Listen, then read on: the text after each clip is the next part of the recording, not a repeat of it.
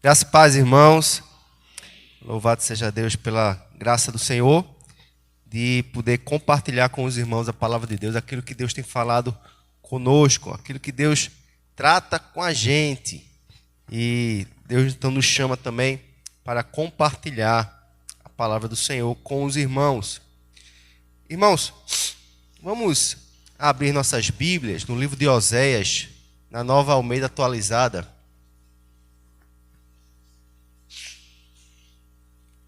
Eu vou fungar bastante hoje, viu? Porque estou bem gripado.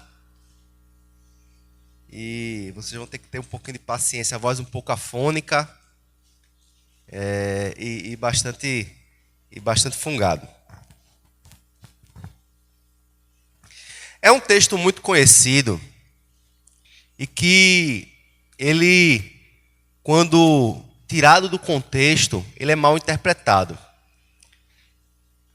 Oséias 6, a partir do versículo 1, principalmente esses 3 primeiros versículos aí.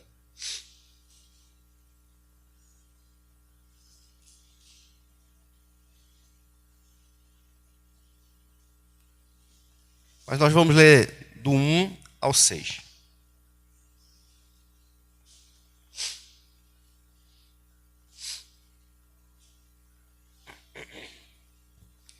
Venham e voltemos para o Senhor, porque Ele nos despedaçou, mas vai nos curar. Ele nos feriu, mas vai atar as feridas. Depois de 2 dias, nos dará vida. Ao terceiro dia, nos ressuscitará e viveremos diante dEle. Conheçamos e prossigamos em conhecer o Senhor. Como o amanhecer, a sua vinda é certa. Ele descerá sobre nós como a chuva fora de época que rega a terra. Que farei com você, Efraim? Que farei com você, Judá? Porque o amor de vocês é como a névoa da manhã e como o orvalho da madrugada, que logo desaparece. Por isso os abati por meio dos profetas. Pela palavra da minha boca os matei, e os meus juízos sairão como a luz. Pois quero misericórdia e não sacrifício, conhecimento de Deus mais do que holocausto. Vamos orar? Senhor Deus, a Tua palavra está aqui aberta, Senhor. Queremos, Senhor Deus, entender a Tua palavra, mas queremos Te pedir, Pai, que o Teu Espírito Santo opere de forma tal, Senhor Deus, que possamos sair realmente transformados e totalmente consagrados ao Senhor. Esse é o desejo do nosso coração, ó Pai, em nome de Jesus. Amém. Como eu falei, irmãos, esse texto ele é mal interpretado.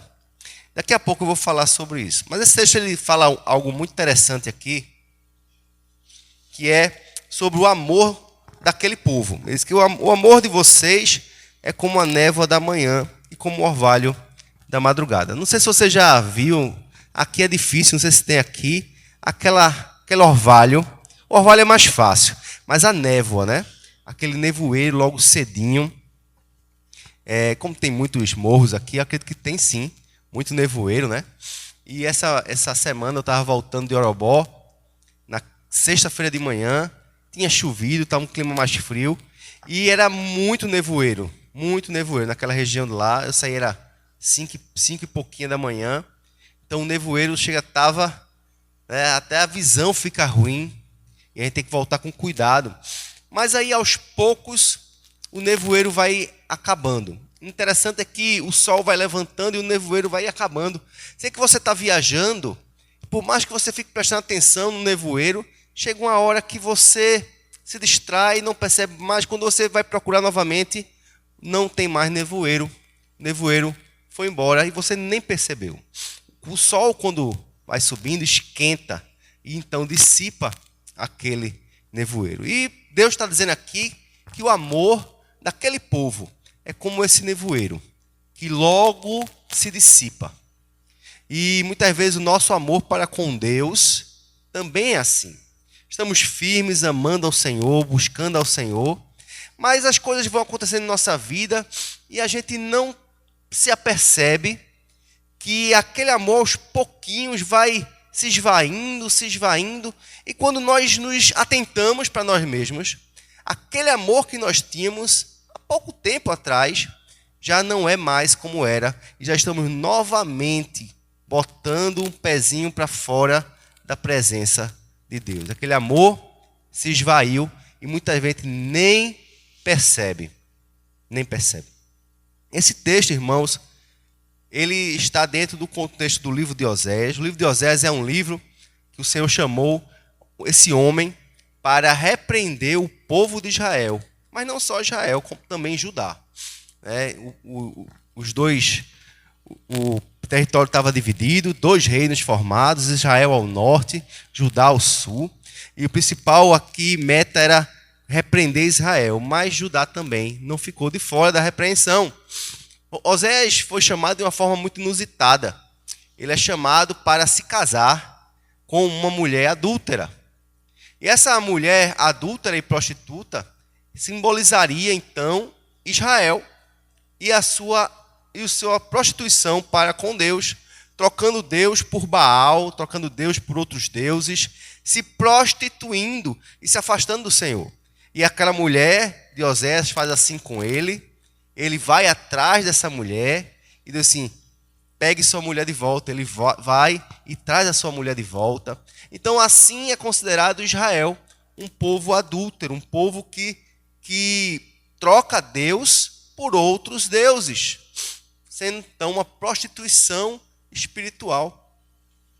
O capítulo anterior, que é o capítulo 5, é uma baita repreensão ao povo de Israel. Então, abra, por favor, aí, então, Oséias, capítulo 5.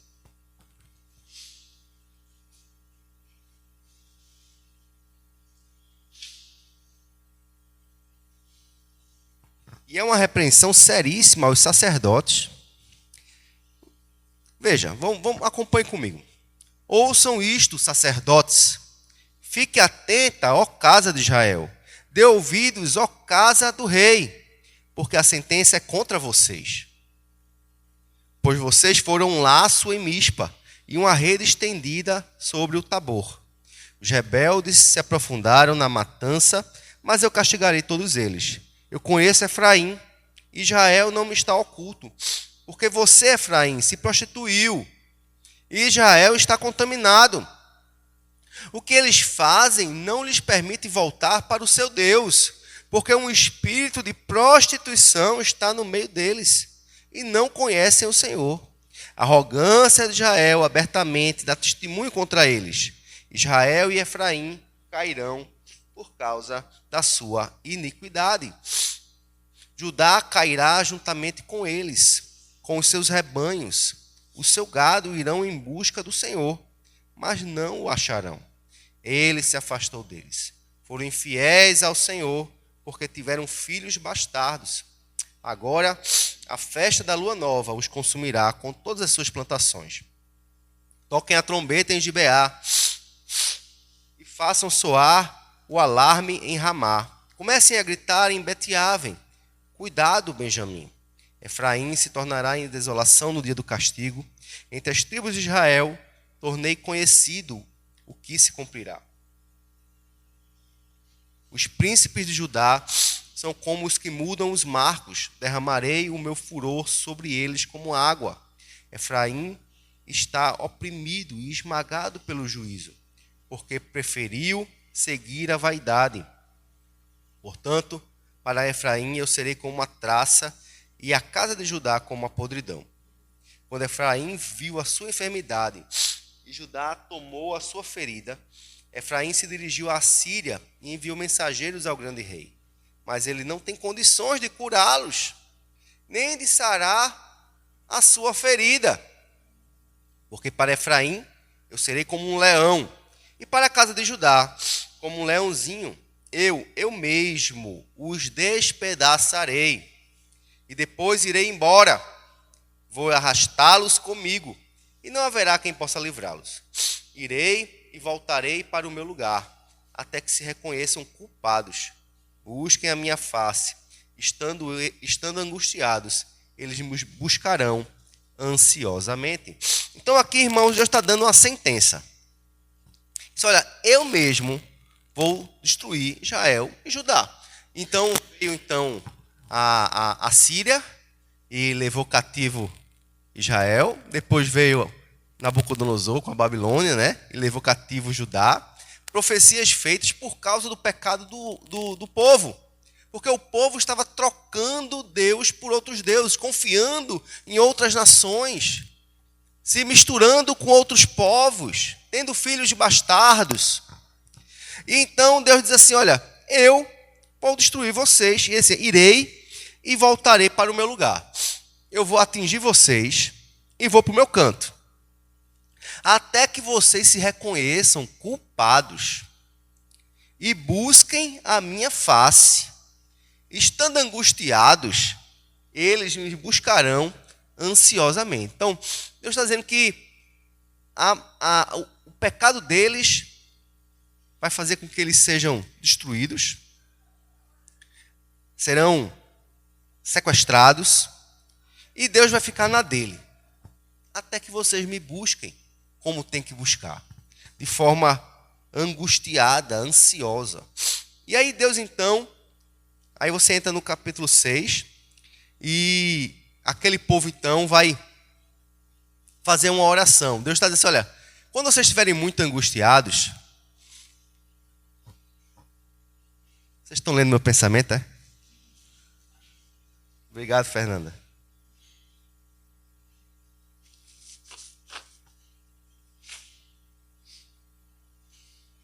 Venham, e sim, então, voltando aqui para o raciocínio, então, Deus está dizendo assim, olha, vocês vão vir para mim angustiados. Vocês vão vir para mim quebrantados. E vocês vão fazer uma oração para mim, que eu já sei até qual é a oração que vocês vão fazer. Porque essa situação, irmãos, não era a primeira vez que acontecia, não era a primeira vez que Deus, então, castigava o povo para que o povo pudesse se arrepender. E aí, toda vez que acontece, o povo volta-se para Deus e faz uma oração, e Deus já tinha até decorado a oração. E a oração é, venham e voltemos para o Senhor, porque Ele nos despedaçou, mas vai nos curar. Ele nos feriu, mas vai atar as feridas. Depois de 2 dias, nos dará vida, e ao 3º dia, nos ressuscitará, e viveremos diante dele. Conheçamos e prossigamos em conhecer ao Senhor, como amanhecer a sua vinda é certa. Ele descerá sobre nós como a chuva fora de época, que rega a terra. Então, essa oração tão bonita, que não deixa de ser verdadeira, mas quando proferida de forma que não seja de coração, de forma leviana, sem ser sincera, essa oração, ela não chega diante de Deus. Porque, veja, depois que termina a oração, que aquele povo repetidamente fazia a Deus, Deus diz, olha, eu vou ferir vocês, vou para o meu canto, e vocês, então, porque estarão angustiados por conta da ferida que eu causei, por conta de todos os males que vieram a vocês, por conta da escassez, da pobreza, então vocês vão para mim, vocês vão chegar a mim, eu tenho certeza que vão, e vocês vão fazer essa oração. Conheçamos e prossigamos em conhecer ao Senhor. E aí Deus então diz assim, que farei com você, Efraim? Que farei com você, Judá? Porque o amor de vocês é como a névoa da manhã, e como o orvalho da madrugada, que logo desaparece. E agora então a gente consegue compreender essa questão da situação, da oração que Deus está dizendo que o povo faria. E Deus está dizendo, olha, o que é que eu vou fazer com vocês? Todas as vezes vocês voltam-se para mim. Quando vocês estão aflitos, quando vocês estão oprimidos, vocês então choram, se voltam. Conheçamos e prossigamos a conhecer ao Senhor. Tão certo como Ele nos despedaçou, Ele vai atar nossas feridas. Ele vai derramar da sua chuva sobre nós. Mas é um amor passageiro. É um amor que logo se vai. Porque em breve, em pouco tempo depois, está esse povo novamente se prostituindo, novamente trocando o Senhor por outros deuses, novamente fazendo abominações. E muitas vezes, irmãos, é assim conosco também. E a gente então, eu quero então trazer o seguinte tema sobre o verdadeiro caminho da volta. Deus, ele quando nos aflige, ele nos aflige para que nós voltemos mesmo. Mas para que a gente consiga realmente pegar esse caminho de volta, feito fez o filho pródigo, né? Então, ou o filho arrependido, esse caminho de volta, ele tem uma rota para você chegar. Não é de qualquer jeito, não é tão fácil. Não é fácil. Não é fácil, irmãos, o verdadeiro arrependimento. Não é fácil. Não é fácil a gente conseguir abandonar velhos hábitos e vícios. Porque aquele povo de Israel estava contaminado com muitas atitudes ímpias. A idolatria estava entranhada no povo. Eles andavam nas feiras e conviviam com a venda de estátuas. Eles conviviam com o suborno, eles conviviam com a injustiça. Eles conviviam com a impiedade, com o casamento misto. Eles conviviam com isso, e era algo que culturalmente tinha se tornado aceito no meio do povo. Todos esses pecados. Então, não é fácil, da noite para o dia, o povo como um todo se quebrantar a tal ponto de abandonar todos esses erros e voltar a ter um culto completamente agradável a Deus. Não é fácil para nós, quando nós estamos vivendo uma vida há muito tempo em práticas que não agradam ao Senhor, a gente de repente, da noite para o dia, porque fomos atingidos por um castigo do Senhor, uma repreensão dura, voltar e da noite para o dia se tornar então uma pessoa que conseguiu mudar tudo. Não é fácil. Existe um caminho para isso. É possível, mas não é fácil. Primeira coisa então, para esse caminho de volta, o verdadeiro caminho da volta, é que exige um sentimento mais profundo pelo Senhor. Um sentimento mais profundo. Veja, o versículo 4 diz assim: que farei com você, Efraim? Que farei com você, Judá? Porque o amor de vocês é como uma névoa. É um amor fraquinho. É um amor superficial. É um amor interesseiro. Vocês estão dizendo que me amam porque eu afligi vocês, porque vocês estão sofrendo, porque está passando por dificuldade, porque o negócio apertou. É um amor raso, um amor fugaz. Quando o sol aparece, a névoa se espalha, o orvalho seca. Vocês dizem assim: venham e voltemos para o Senhor, porque Ele nos despedaçou, mas vai nos curar. Ele nos feriu, mas vai atar as feridas. Sabe, muito fácil. Como se Deus tivesse também uma graça muito barata. Irmãos, o perdão de Deus tem um custo altíssimo. Não para nós, para Ele, para Jesus, foi um custo altíssimo. Então, para que haja um verdadeiro arrependimento, não basta uma oração da boca para fora.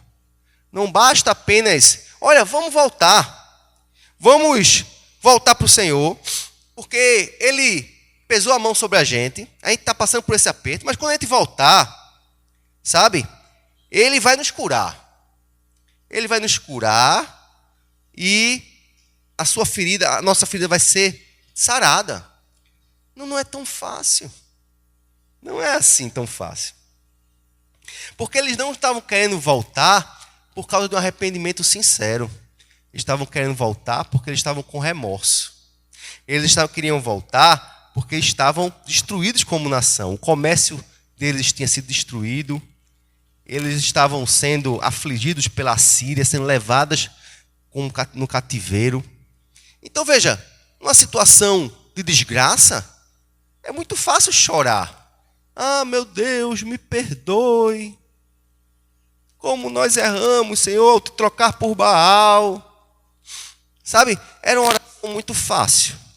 Mas Deus ele não queria só por causa do sofrimento que eles estavam passando. Deus queria algo mais profundo. Veja o Salmo 78, versículos 34 a 37.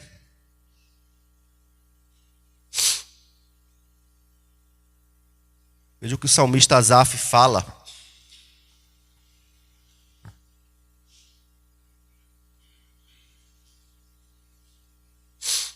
Quando os fazia morrer, eles o buscavam. Arrependidos, procuravam Deus.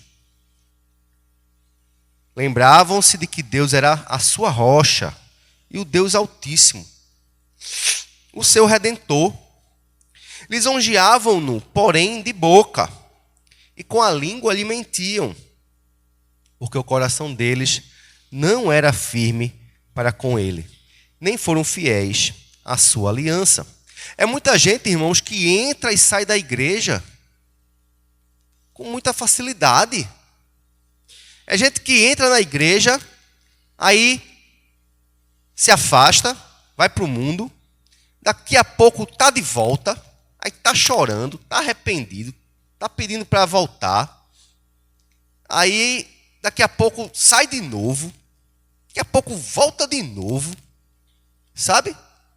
Não é tão fácil, irmão, não pode ser assim. Quando nós nos arrependemos, nós precisamos mudar de atitude. A verdadeiro arrependimento nos leva a abandonar a prática. E nós como conselho da igreja, a gente tem até aprendido também isso, né, Pedro? A gente tem aprendido isso também, que a gente não pode estar recebendo as pessoas de forma tão fácil, nem, né? Com tanta rapidez, sabe? A pessoa precisa realmente mostrar frutos dignos de arrependimento, vida com Deus. Uma vida que realmente comprove que houve um verdadeiro arrependimento, né? E não simplesmente, porque eu quero voltar. Precisamos entender que de Deus não se zomba. É preciso um sentimento mais profundo no coração. Precisamos, irmãos, querer voltar para Deus porque estamos com saudade da comunhão com Deus. Estamos com saudade da época que nós amávamos ao Senhor de todo o nosso coração. Preciso haver no nosso coração o primeiro amor, aquele primeiro amor que fez com que a gente nos consagrássemos ao Senhor. Precisamos ter Cristo como o Deus da nossa vida, Ele esteja entronizado, sentado no nosso coração e que não hajam dois senhores em nosso coração. O nosso amor para com Deus tem que ser de todo o nosso coração, toda a nossa alma. E o verdadeiro arrependimento vem não porque fomos descobertos, não porque vamos sofrer alguma sanção, algum castigo, alguma disciplina. Não, irmãos. Precisamos voltar ao Senhor com um sentimento mais profundo de amor ao Senhor por tudo que Ele fez por nós.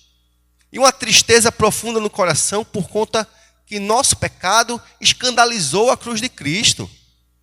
E a Bíblia diz, ai daquele pelo qual vier o escândalo. Não é? Então, que esse sentimento de tristeza profunda por conta do escândalo que nós causamos, por conta do tanto que nós amamos ao Senhor, por tudo que Ele nos amou, possa realmente produzir um verdadeiro arrependimento. E esse sim, o Senhor aceita. E nós não podemos estar presos à nossa reputação.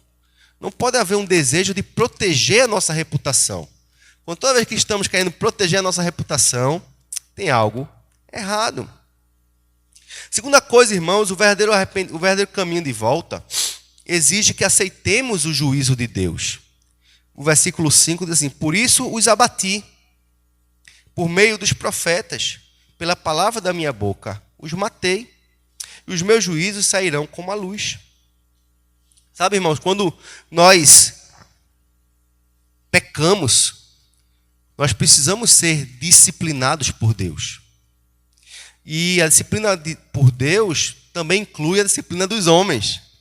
Muitas vezes pessoas são pegas em pecado e são chamadas e serão disciplinadas pela igreja, pelo conselho. E essas pessoas, elas não aceitam o juízo, a disciplina, porque elas simplesmente não estão verdadeiramente arrependidas. Elas querem simplesmente chegar, confessar o pecado e dizer, não, está tudo bem, pode continuar vivendo a vida tranquila na igreja, tomando ceia e participando dos ministérios, sem problema nenhum. Você não confessou? Mas, irmãos, a disciplina, ela é necessária. O juízo de Deus é necessário que nós o aceitemos como um meio para que o pecado seja realmente abandonado, para que nós estejamos nos lembrando o porquê estamos passando por aquela disciplina, para que possamos realmente abandonar o pecado de uma vez e possamos voltar o nosso coração para Deus sem o desejo de proteger a nossa reputação. Temos que nos submeter, porque o nosso alvo é somente glorificar a Cristo e não nos autoglorificar, não esconder o nosso pecado. Temos que sim, de repente dizer mesmo, expor e passar por aquilo, para que aquilo possa ser tratado, para que a comunhão com Cristo possa ser novamente restaurada, para que o nome do Senhor seja glorificado. Eles queriam, irmãos, ter as suas desgraças livremente, estar livres totalmente daquelas desgraças de forma rápida. Porque eles diziam assim, depois de 2 dias nos dará a vida, ao 3º dia nos ressuscitará, viveremos diante dele. Então, vamos voltar para o Senhor, voltem-se, porque em 3 dias está tudo certo. Em 3 dias, Deus nos restaurou. Em 3 dias vai estar tudo beleza novamente. Sabe, eles queriam uma cura rápida. Eles queriam estar livres das consequências rapidamente.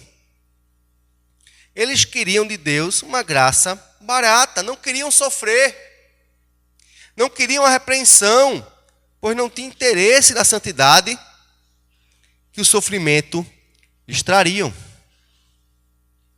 Hebreus 12, versículo 5, a partir do versículo 5, fala sobre a correção de Deus para os seus filhos. Hebreus 12, versículo 5, diz assim, vocês se esqueceram da exortação que lhes é dirigida, como a filhos. Filho meu, não despreze a correção que vem do Senhor, nem desanime quando você for repreendido por ele, porque o Senhor corrige a quem ama e castiga todo filho a quem aceita. É para a disciplina que vocês perseveram. Deus os trata como filhos. E qual é o filho a quem o pai não corrige? Então, irmãos, a correção de Deus para conosco nos diz que nós somos filhos. A correção de Deus, a correção da igreja para com um membro, não é para destruir, mas pelo contrário, é para cuidar. Sabe, uma pessoa que está sendo corrigida por Deus, ela tem que estar feliz, porque Deus é pai dela. E Deus quer essa pessoa junto com ele. Mas dói, claro que dói. Mas é necessário, é fundamental. Terceira coisa, irmãos, é que o verdadeiro caminho de volta, exige misericórdia. Misericórdia, irmãos, é coração quebrantado. Exige um coração verdadeiramente quebrantado, como o salmista Davi, no Salmo 51. Um coração quebrantado e compungido, tu não desprezas, ó Deus. Tem que coração quebrantado, irmãos, eu não consigo ver, nem você. Quem conhece se o coração está quebrantado verdadeiramente é Deus. Porque lágrimas não quer dizer que houve quebrantamento. Choro não quer dizer, né? Confissões públicas, não necessariamente. Não necessariamente. Deus é quem vê o coração. E Ele quer esse coração quebrantado. É porque Ele diz assim, pois quero misericórdia e não sacrifício. Eu quero vida transformada e não religiosidade. Salmo 51, versículo 16 e 17. Pois não te agradas de sacrifícios, do contrário eu os ofereceria. Veja, sacrifício é muito fácil fazer. É muito fácil oferecer sacrifícios. Se a questão religiosa apenas pagasse a nossa dívida do pecado, era muito bom. Sabe? O sacrifício lá, literalmente falando do animal, era muito fácil para o rei Davi. Quantos animais tu queres, ó Deus? Quantos bois? Tranquilo. Chamavam então os seus servos, traga aí uma manada aí de boi, de carneiro, de vaca, sacrifica tudinho aí. Pronto, sacrificou? Estou perdoado. Não é sacrifício, é misericórdia, é o coração quebrantado, é uma vida transformada, atitudes verdadeiras. Não tens prazer em sacrifícios, ao contrário, eu te os daria. Não tens prazer em holocaustos. Sacrifício agradável a Deus é espírito quebrantado, coração quebrantado e contrito. Não desprezarás, ó Deus. Deus não despreza quando encontra realmente um coração arrependido. Não despreza. O problema, irmãos, é que muitas vezes a gente se arrepende verdadeiramente. Muda. Mas daqui a pouco a gente está arrependido de ter se arrependido. Sabe como é isso? Você se arrependeu. Você chora diante de Deus. Você confessa. Mas daqui a pouco passa-se o tempo, a névoa vai embora, aquele amor se acaba e seu coração então começa a migrar novamente por caminhos antigos que você tinha dito que nunca mais pisaria. E daqui a pouco você está com saudade do Egito, saudade da época do pecado, sabe? Querendo voltar. Rapaz, não era para eu ter me arrependido. Estou arrependido de ter me arrependido. Não, irmãos. Precisamos buscar o Senhor verdadeiramente quebrantados e abandonar aquilo, virando a página da nossa vida, partindo para frente, para o alvo, para o prêmio da soberana vocação, olhando firmemente para o autor e consumador de nossa fé. Quando nós damos um passo de fé, temos que continuar crescendo. Pedro, quando deu aquele passo de fé, que entrou na água e começou a andar sobre as águas, irmãos, a gente só lembra que ele afundou, né? Mas, irmão, para pensar. Dos 12 apóstolos, só ele aceitou, topou o desafio de andar sobre as águas. Você, na situação lá, você seria como Pedro ou como os outros 11? Provavelmente seríamos como os 11. Não teríamos coragem de entrar no mar. Ele teve, irmãos. Ele deu um passo de fé. Ele teve uma fé, irmãos, maior do que qualquer pessoa que nós possamos conhecer. Mas por mais que a nossa fé seja grande naquele momento, possamos romper e subir o nível da espiritualidade, se nós não permanecermos olhando para Cristo, olhando para o Senhor, nós vamos afundar, nós vamos sucumbir novamente. Por isso, muitas vezes, que nós alcançamos um coração quebrantado, um coração arrependido, realmente aquilo que nós cometemos, aquilo ali dói no nosso coração, nós não queremos de jeito nenhum mais. Estamos decididos firmemente em não voltar mais para a vida pecaminosa.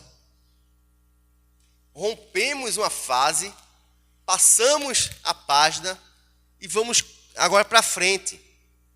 Porém, a gente, quando passa a fase, a gente acha que agora consegue andar sozinho. Já venci, abandonei, não estou mais naquela, agora não tem mais problema, não tem mais perigo. E aí nós tiramos os nossos olhos de Cristo. E aí então nós afundamos como Pedro afundou. E, Senhor, me salve. Precisamos da boa mão do Senhor novamente, que vai lá e nos levanta.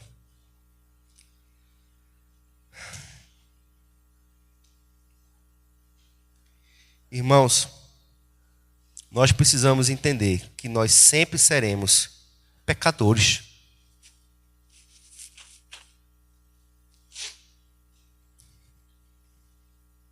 Mas Jesus falou, não tem problema isso, irmãos. Não tem problema no sentido seguinte. Ele veio chamar os pecadores. Ele não veio chamar sãos, mas doentes. Ele disse o seguinte, os sãos não precisam de médico. E sim os doentes. Vão e aprendam o que significa quero misericórdia e não sacrifício. Pois não vim chamar justos e sim pecadores. Somos pecadores. E precisamos ter essa consciência de que precisaremos sempre estar agarrados a Cristo. O caminho da volta, não é sozinho. É agarrado com Jesus o tempo todo, tendo um coração quebrantado o tempo todo, um coração que reconhece que é fraco o tempo todo, nunca achando que é autossuficiente. Irmãos, nunca pense que você é autossuficiente. Nunca brinque com o pecado. Nunca brinque, principalmente com situações que você no passado já passou. Já teve perdas. Não brinque. Não esqueça que você precisa manter o seu foco em Jesus. Um coração sempre quebrantado, misericordioso, no sentido de humilde. Nunca orgulhoso. E a quarta coisa, irmãos, é que o caminho da volta ele exige conhecimento de Deus. Significa intimidade. Uma intimidade nessa volta sincera ao caminho do Senhor. Irmãos, sem essa intimidade, sem esse conhecimento de Deus, que precisa crescer, sempre crescer, nós não vamos conseguir pegar o caminho de volta, ou perseverar nesse caminho da volta. O versículo 3, que é um texto lindo, e nós podemos sim orar ele, podemos sim falar ele de forma verdadeira, não de forma leviana, que é conheçamos e prossigamos em conhecer o Senhor. O nosso conhecimento de Deus é como que em espelho, como diz lá o apóstolo Paulo em 1 Coríntios 12, 1 Coríntios 13, né? Porque ele diz assim, hoje conhecemos como face a face, mas um dia o conheceremos como ele é. O nosso conhecimento hoje em dia ainda é raso, não é profundo o suficiente. E nós sempre temos o que conhecer mais de Deus. Conheçamos a Deus, buscamos a sua face, a sua intimidade. Busquemos, ó Deus, prosseguir conhecendo. Prosseguir conhecendo ao Senhor. E muitas vezes, irmãos, para que possamos prosseguir conhecendo, prosseguir tendo experiências com Deus, que vai nos dar sempre esse estágio a mais na nossa fé. Para que isso aconteça, muitas vezes é necessário estágios maiores de dificuldade. É feito quem joga videogame, sabe que todo final de estágio tem o quê? O chefão. E o chefão é sempre cada vez mais difícil de passar.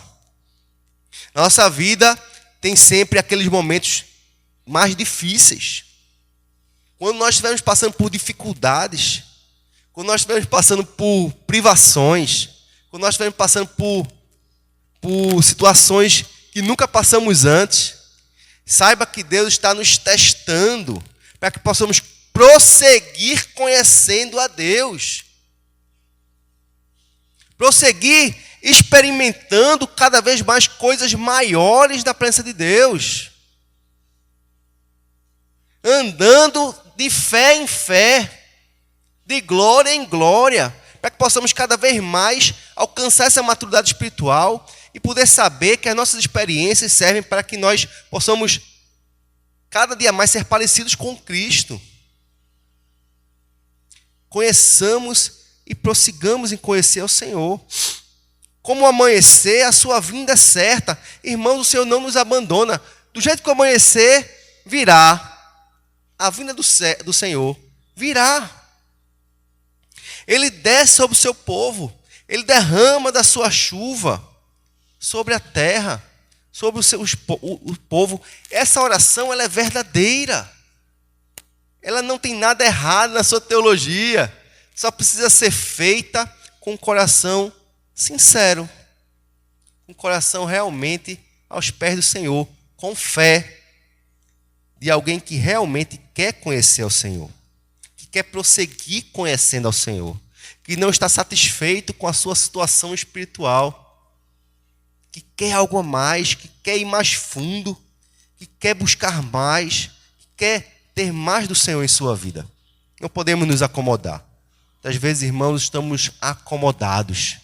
E quem está acomodado, a maré vai levar. Quem parou de nadar, a maré vai levar. O rio vai levar. O mundo vai levar. Não podemos nos acomodar. Não podemos achar que está bom, porque não está bom. Deus é infinito. E nós temos muito do que desfrutar do Senhor, muito do que aprender do Senhor, muito do que crescer ainda em nossa vida espiritual e relacional com Deus. João 14, 21, diz assim: aquele que tem os meus mandamentos e os guarda, esse é o que me ama.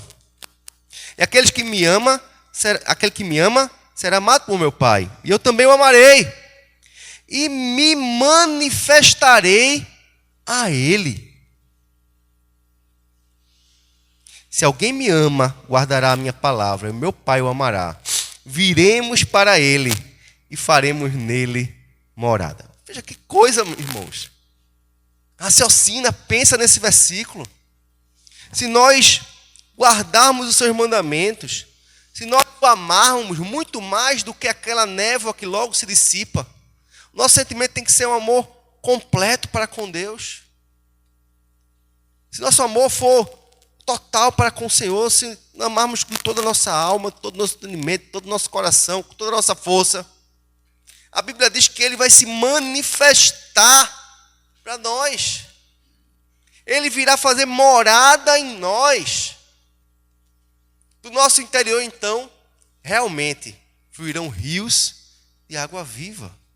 Conheçamos e prossigamos em conhecer ao Senhor.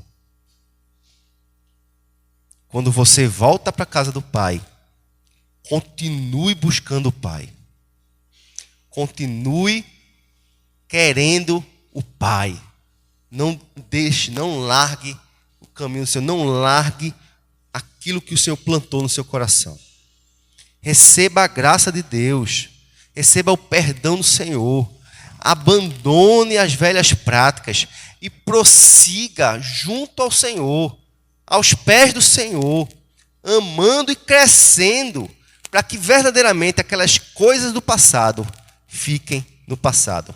E o Senhor vai sarar as tuas feridas, o Senhor vai restaurar a tua vida, vai derramar da sua chuva sobre você, trazendo tudo aquilo que você perdeu por causa do pecado. Que Deus possa nos abençoar, irmãos, que a mensagem de hoje é uma mensagem de graça, de perdão, de reconciliação, de caminho de volta para junto do Pai. Que você aceite essa mensagem e pegue esse caminho de volta, para que você volte para aquele caminho outrora que você já trilhou. E você possa crescer cada vez mais. Amém, irmãos? Vamos dar um tempo de oração, no qual você pode meditar nessa palavra em oração, colocando sua vida diante do Senhor.